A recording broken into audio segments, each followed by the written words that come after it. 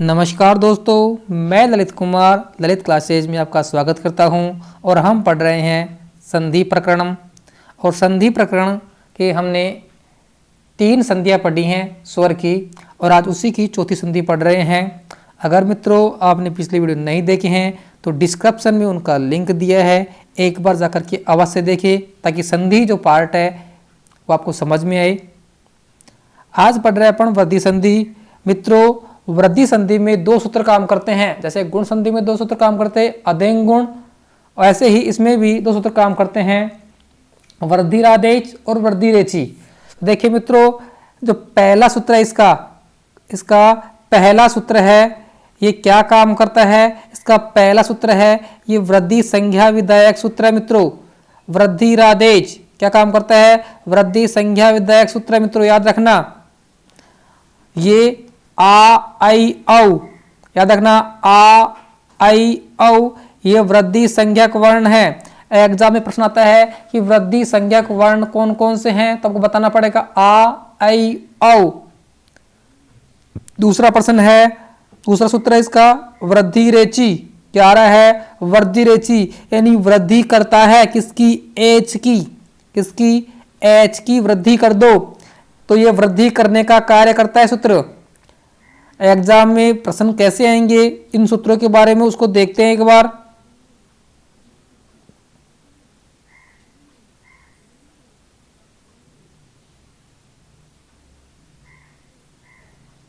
देखिए मित्रों, प्रश्न आ रहा है वृद्धि संज्ञा विधायक सूत्रमस्ति। वृद्धि संज्ञा विधायक सूत्रमस्ति।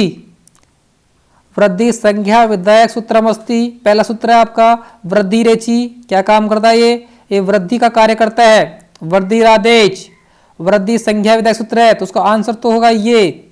अगला है सुप्तिड़ंतम पदम। ये पद संज्ञा करता है। क्या करता है मित्रों? पद संज्ञा करता है किसकी? सुबंत और तिड़ंत की। सुबंत और तिड़ंत की पद संज्ञा करता है। सुबंत प्रत्यय कितने होते हैं? 21 और तिड़ंत प्रत्यय होते हैं 18। अगला सूत्र है उपसर्गा क्रिया योगे। उपसर्गा क्रिया योगे ये उपसर्ग संज्ञा विधायक सूत्र है मित्रों, समझ में आया होगा। दूसरा प्रश्न है वृद्धि संज्ञक वर्ण नास्ति। वृद्धि संज्ञक वर्ण है नास्ति, यानी वृद्धि संज्ञक वर्ण नहीं है। देखिए कौन कौन से हैं, अभी मैंने बताया 3 वर्ण हैं, आ आई औ। क्या नहीं है? ए। फिर ए क्या है? ये गुण संज्ञक वर्ण है मित्रों, याद रखना। ए क्या है? गुण संज्ञक वर्ण है। आगे देखते हैं।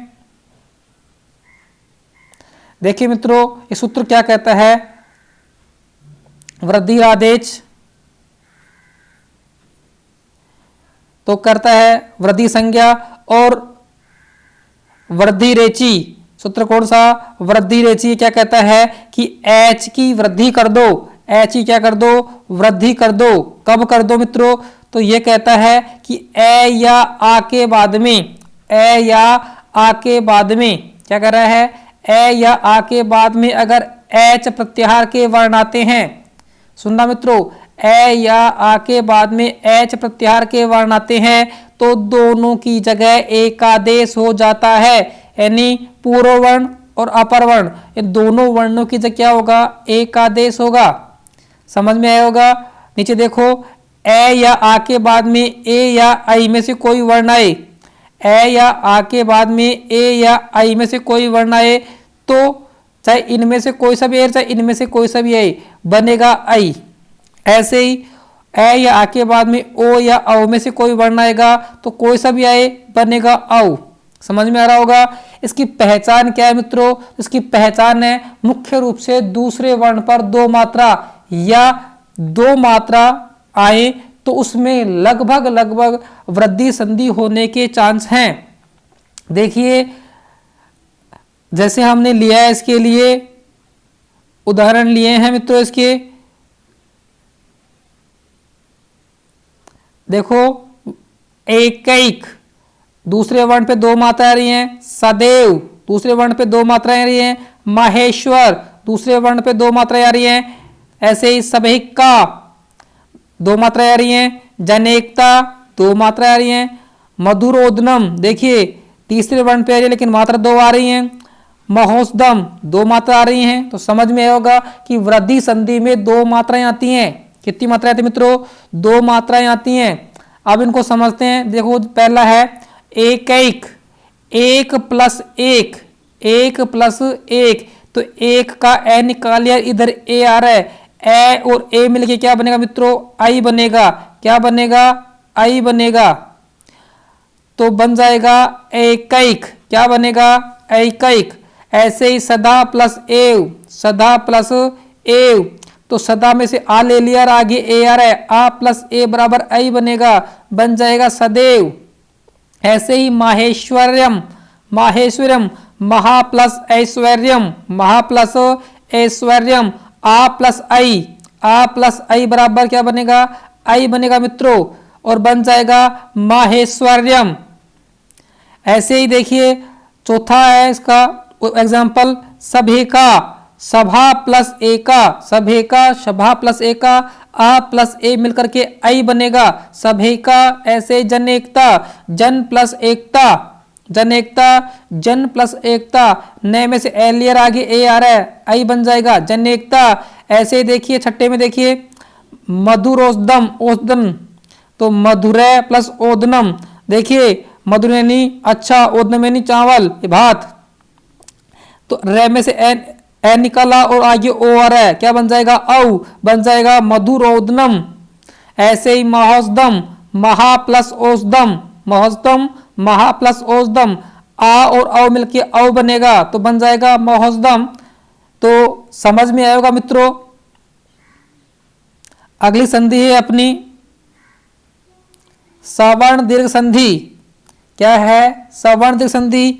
तो हमने वृद्धि संधि में पढ़ा कि दो मात्राएं आती हैं, गुण संधि में एक मात्रा, वृद्धि में दो मात्रा। यण में आता है आधे वर्ण के बाद य और व, अयादि में आता है य और व, दूसरा वर्ण क्या है? य और व। दीर्घ में क्या है? तो अब दीर्घ को पढ़ेंगे अपन। दीर्घ में कह रहा है सवर्ण दीर्घ संधि। इसको दीर्घ संधि को क्या बोलते हैं मित्रों? इसको सवर्ण दीर्घ भी बोलते हैं। कई जगह दीर्घ संधि लिखाता है और कई जगह सवर्ण दीर्घ लिखाती है, एक ही बात है मित्रों। सूत्र काम करते इसमें अकह सवर्ण दीर्घ है। क्या काम करता है? अकह सवर्ण दीर्घ है। ये क्या कह रहा है? अक प्रत्याहार के वर्णों की जगह, सॉरी, अक प्रत्याहार के वर्णों के बाद में सवर्ण अगर सवर्ण आए, अक प्रत्याहार के वर्णों के बाद में अगर सवर्ण वर्ण आते हैं तो उनका क्या कर दो जी? दीर्घादेश कर दो। वापस देखिए क्या कह रहा है कि अक प्रत्याहार के वर्णों के बाद में सवर्ण वर्ण आए तो दोनों का मिला करके इनका दीर्घादेश कर दो। आगे लिखा है देखो, अक प्रत्याहार के वर्णों के बाद में सवर्ण वर्ण या स्वर्ण स्वर होने पर क्या करते हैं? दीर्घ एकादेश, अर्थात दोनों को मिलाकर के एक करते हैं। नीचे दिया है कैसे? जैसे ए या आ के बाद में ए या आ। अब सवर्ण क्या वर्ण क्या होते हैं? तो मित्रों जिन वर्णों का आभ्यंतर यत्न और उच्चारण स्थान, जिन वर्णों का आभ्यंतर यत्न और उच्चारण स्थान समान होता है उनको सवर्ण वर्ण कहा जाता है। यहां देखिए ए या आ सवर्ण है, इधर भी ए या आ रहा है, इनमें से दोनों में से कोई सा या इन दोनों में से कोई सा, दोनों तरफ में कोई सा भी आए तो बनेगा क्या? आ। ऐसे ही ऊ का देखिए, इनमें से कोई सा है, इनमें से कोई सा है तो ऊ बनेगा, ई आएगा तो ई बनेगा। ऐसे ही मित्रों अगर री आएगा तो री बनेगा, और बड़ी ये ई आएगा तो भी ई बनेगा। इसकी पहचान क्या है? तो आप शब्द के अंदर बड़ा ऊ, बड़ी ई, आ और बड़ी री देखें, अगर ये मिलता है तो उसमें दीर्घ संधि होने के चांस हैं। जैसे हम इसके उदाहरण देखते हैं मित्रों। देखो कदात्र, कदात्र दा में आ रहा है, मुरारी देखो रा में आ रहा है, कविंद्र बड़ी ई आ रही है, श्रीश बड़ी ई आ रही है। ऐसे ही भानुदय बड़ा ऊ आ रहा है, वधूत्सव बड़ा ऊ आ रहा है, होत्रिका देखिए दो गुंडी बड़ी री आ रही है। तो देखिए मित्रों इसका तो आप विशेष ध्यान रखें, जिस वर्ण में ऐसे दो बार गुंडी आए नीचे 100% वहां पे क्या होगी? दीर्घ संधि होगी। समझते हैं इसको एक बार। कदा अत्र, कदा प्लस अत्र, कदा प्लस अत्र, आ प्लस ए मिलकर के क्या बनेगा, आ मिलेगा। मैंने कहा दोनों अगर सवर्ण है, आ और ए सवर्ण होता है, दोनों तरफ आ रहे हैं तो क्या मिल जाएगा, आ। कदात्र, क्योंकि इनका दीर्घ आ होता है। ऐसे ही मुर प्लस अरी, मुरारी, ये भगवान श्री कृष्ण के लिए काम आता है मित्रों, मुरारी। बहुव्रीहि समास में भी आता है मुरारी। कौन सा समास में, मुरारी। ये भगवान श्री कृष्ण के लिए आया है। मुर नामक राक्षस का शत्रु, मुर नामक राक्षस का शत्रु कौन है, भगवान श्री कृष्ण है। तो इधर भी ए आ रहा है और इधर भी ए आ रहा है, तो ए और ए मिलकर क्या मिलेगा, ओ बन जाएगा मुरारी। ऐसे ही कविंद्र, क्या आ रहा है, कविंद्र, कवि प्लस इंद्र, कविंद्र, कवि प्लस इंद्र, दोनों तरफ ई आ रही है, बन जाएगी बड़ी ई और शब्द बनेगा कविंद्र। ऐसे श्रीश, भगवान भगवती लक्ष्मी का रूप है ये श्रीश, श्री प्लस ईश, श्रीश भगवान के लिए आया है, तो दोनों तरफ बड़ी ई आ रही है, बनेगा बड़ी ई, क्या बन जाएगा, श्रीश। ऐसे ही भानुदय, भानु प्लस उदय, भानु प्लस उदय, भानु ने क्या होता है, सूर्य, तो भानुदय, तो दोनों तरफ ऊ आ रहा है तो बन जाएगा बड़ा ऊ और क्या बनेगा, भानुदय। ऐसे ही वधु उत्सव, वधु प्लस उत्सव, वेरी वेरी इंपॉर्टेंट शब्द मित्रों, वधु उत्सव बहुत बड़ा एग्जाम में आता है, वधु उत्सव। मुरारी, वधु उत्सव और होत्रिकार इंपॉर्टेंट शब्द मित्रों, एग्जाम में आ सकता है लगभग लगभग।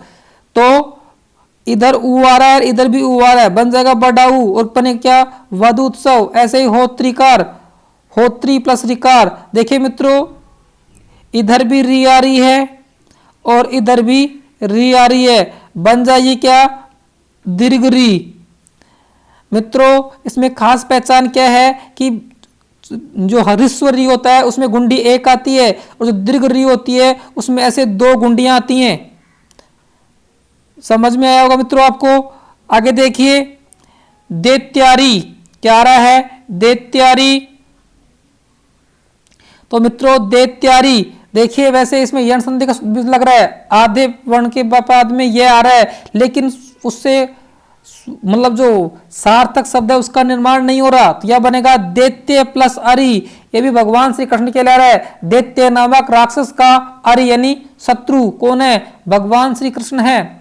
तो क्या आ रहा है, दैत्यारी आ रहा है। ऐसे विद्यार्थी, विद्या प्लस अर्थी, आ प्लस ए मिलकर के आ बन जाएगा विद्यार्थी। ऐसे ही नास्ती, मित्रों इंपॉर्टेंट शब्द है, कम से कम बोर्ड एग्जाम 10वीं में 3 या 4 बार ये प्रश्न आ चुका है।